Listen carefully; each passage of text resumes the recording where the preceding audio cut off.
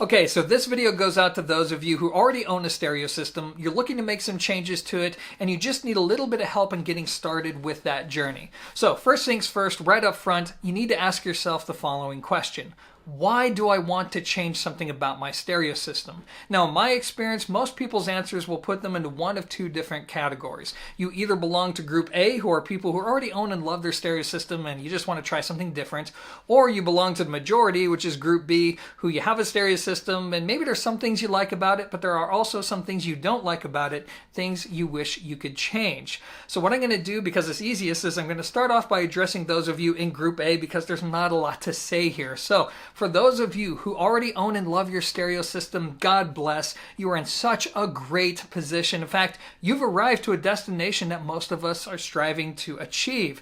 But still, there are some things that you need to be aware of. And one of the dumbest things I've seen people do in this position is that some will actually sell the products that they know they love to finance different toys. This is stupid for multiple reasons. The first is that, well, you're getting rid of something that you know has proven to give you joy. But then the second is for a reason you may not have considered, which is this.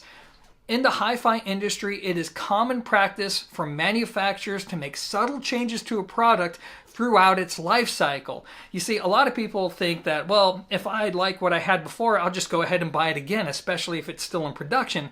But what you may not know is what you bought back then may be different from what is available now, even though everything looks the same. So avoid that trap. If you need to save up a little bit to finance that new toy, then have some patience and save your money. But don't get rid of what you know you love just for the sake of something new. And then the second thing, which is not as important but could still save you a lot of time and hassle, is this. Let's say you decide to swap out your speakers for something different. Before you move your speakers out of your room, take the couple minutes it'll take to mark off the spot on your floor. Get some painter's tape or electrical tape, put it around the speakers. That way, when it comes time for you to move them back into your room, you're not going to spend hours, days, or weeks trying to find that sweet spot to where you know they can sound good. It's already marked. It may not look great, but again, it's going to save you a lot of time and hassle. Outside of that, for those of you in Group A, again, God bless, enjoy, you're in a great position. Now it's time for me to address those of you who probably represent the majority who are watching this video right now, those of you in Group B who have a stereo system. There are many things about it you like, but you would also like to change some things, and you just need to know where to begin. So obviously, I don't have a foolproof plan for everybody, but I can tell you what's worked for me, and it's basically kind of a 4-step process, beginning with step number 1, which is to sit in front of your stereo system, listen critically to it, and then to come up with a list of 3 things, no more than 3 things that you wish was different about your system. For example, maybe you'll think that, okay, well, I wish the bass was tighter, I wish the soundstage was wider, and I wish the treble was easier on my ears. Bam, that's your list of 3 things. Now, if you have a laundry list of complaints that's longer than just 3 items, there's a good chance that you just have the wrong stereo system for your room or for your tastes. Something I'll address at the very end of this video. But for now, keep that list to just 3 items.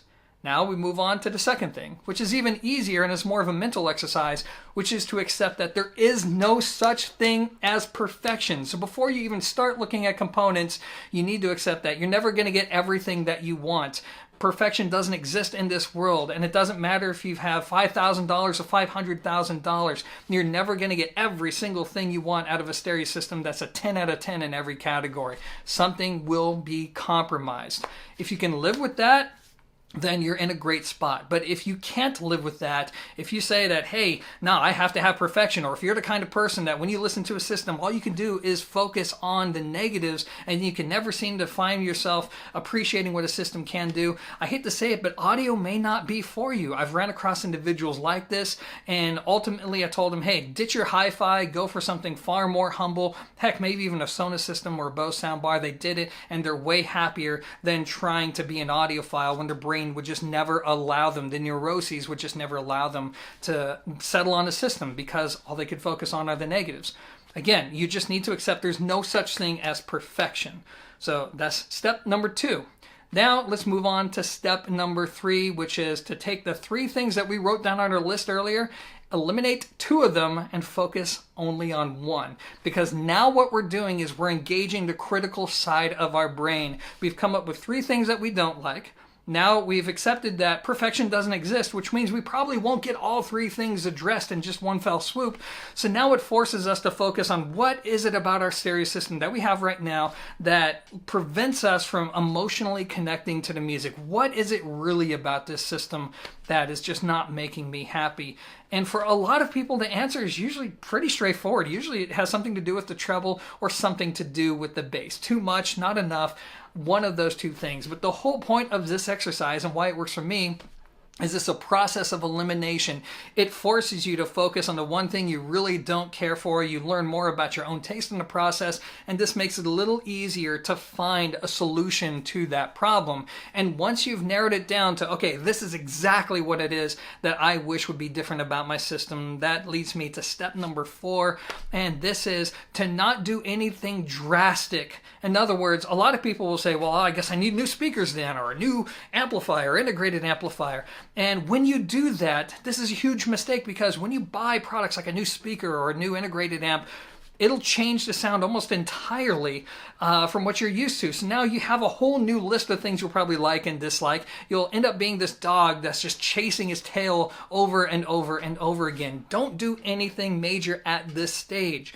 What you want to do instead is to focus on a group of products that'll make a subtle change while not changing the fundamental sound of your system. For example, you really want to focus on your source. So if you're an analog guy, focus on a different phono stage, or maybe a different cartridge. If you're a digital guy, it doesn't matter if you stream or if you're into CDs, maybe you want to buy an external DAC or change your external DAC if you're already using one. For example, maybe on your list, your big item is the treble is too bright, it's too forward for my taste, I need something that's smoother. Well, that means you'll probably want to try a tube DAC. Or maybe you're on the opposite end of that spectrum. Maybe your system isn't clean enough, it's not clear enough, not insightful enough for your taste, whatever adjective applies. Well, in that case, you don't want a tube DAC. You want to go with something that's known for being very accurate, linear, and revealing, and very resolving. Depending on your budget, that may mean something as inexpensive as a topping DAC, or maybe you can go up and spend thousands of dollars. But the point is, it's a process of elimination, and it's far easier to try that out on your system than it is to just do a major change, because all it could take is one little piece, and then all of a sudden, bam, you're happy. You're completely content with what it is that you own. Now, let me go back and revisit what I mentioned earlier, though, before I close up this video. Because, once again, my steps are simple. Number 1, we write a list of 3 things. We accept that in this real world, perfection doesn't exist. And then we start to eliminate what really matters the most to us as far as what we'd like to get out of our system. And then we start looking at the components. Not major components, but subtle components. But still, there is a chance, as I mentioned before, that maybe you just bought the wrong components without ever realizing it. And if this happens to you, don't feel bad. This happens all the time, and I hear from people like this all the time. For example, just the other day, somebody reached out to me and they said, hey, Sean, I just bought this new stereo system and I really don't like it. And I said, okay, well, what about it? What is it that you don't like? And they said, well, it's too bright, it's too fatiguing to my ears, and I'm not having a good time listening to it. And I'm like, okay, well, what do you think you want then? I don't know, just something that's full and easy on the ears, just something that's relaxing to listen to. Okay, well, what do you own? They said, well, I basically read and watched a bunch of reviews. I bought Emotiva and Klipsch because they're both highly recommended products, and I thought that would be a really good way to go. And I remember thinking, my God, for those of you who know, it's like, okay, those products are the opposite of smooth and warm sounding and full sounding, right? I mean, I had to tell them, no, those are good products on their own, but for your tastes, they're the exact opposite of what you want. So if you're within the return window, you could always return them. If not, it's an expensive lesson, but at least you now know that that is the exact opposite of what you want. And what you want to do is do something that's, completely different. In his case, it'd be like ELAC DBR62s to start, and then possibly switching out the amplifier if that's not enough. But this happens a lot, and that's okay, especially if you're new. Most of us can't listen to this stuff first, and most of us don't even have enough data points to understand what it is we want, especially in the beginning. Sometimes you take your best guess, you hope for the best, Sometimes it'll work, sometimes it won't. Again, don't feel bad if you end up with a system that you don't like, especially if it's your first or second time doing this. That's okay. You just, learn from it and get a better understanding of what it is that you do like. That's kind of the whole process here. But again, you still want to, try not to get too frustrated. This is all about having fun and connecting with the music and enjoying the gear that makes it sound awesome. That's always kind of the goal here, regardless of what position that you're in. So anyways, that is going to be it for this one take video. If you think there's something I missed out that was critically important, let me know in the comments section. If you agreed or even disagreed with what I said, by all means, this is a platform for us to learn from each other, and there are plenty of times where I learn from you on the comments, so I always look forward to that engagement. But until then, you guys have a great time listening to your system. Hopefully this video helped you at least in some way, and until then, thanks for watching and peace.